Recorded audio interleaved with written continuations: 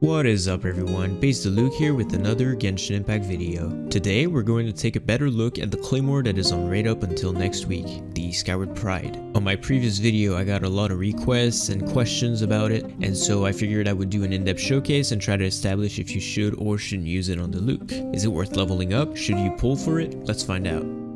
Alright, so before we get into the damage showcase, I will quickly show the weapon's details and explain how it affects my stats. So the Skyward Pride is a 5-star Claymore you can obtain from the gacha system. It has a very high base attack, 674 at level 90. The substat is energy recharge, and it gives much more than needed, especially with Diluc, which has a burst that only costs 40 energy. The passive will give you 2 buffs. The first one is an 8% increase to all damage, which is amazing because it applies to elemental reactions, and refining it will give you an extra 2% every refinement, up to 16% at refinement 5. The second buff is only activated after using your elemental burst, which is why the energy recharge substat is not fully wasted. So after using your Q ability, the next basic attacks will throw up to 8 vacuum blades that scale off of 80% of your total attack, and upon refinements it can go all the way up to 160. This buff will stay up for 20 seconds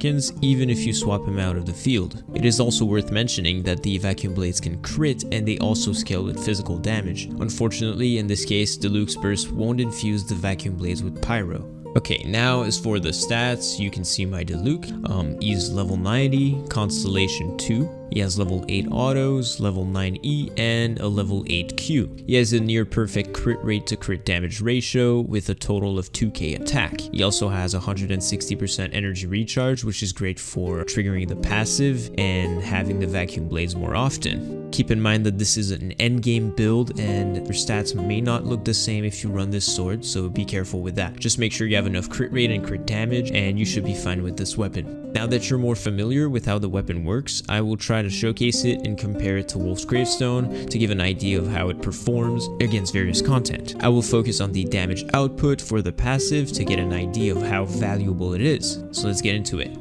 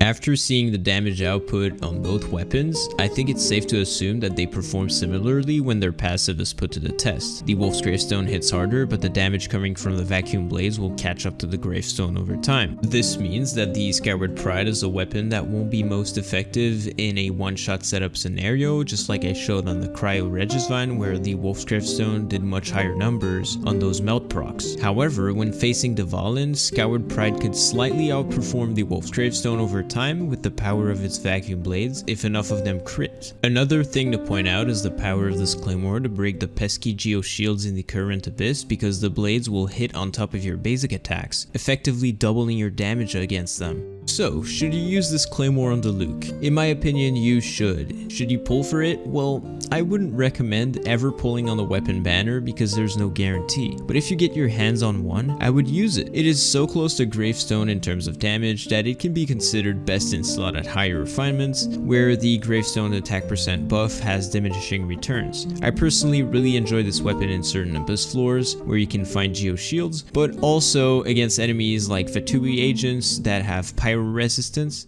Even though you could technically get chunkier vacuum blade hits with physical damage bonus, it is absolutely not needed. So only in the case where you would have a physical Claymore DPS in your other teams, I would recommend using the Skyward Pride on them rather than Diluc, but otherwise Diluc has an amazing synergy with it.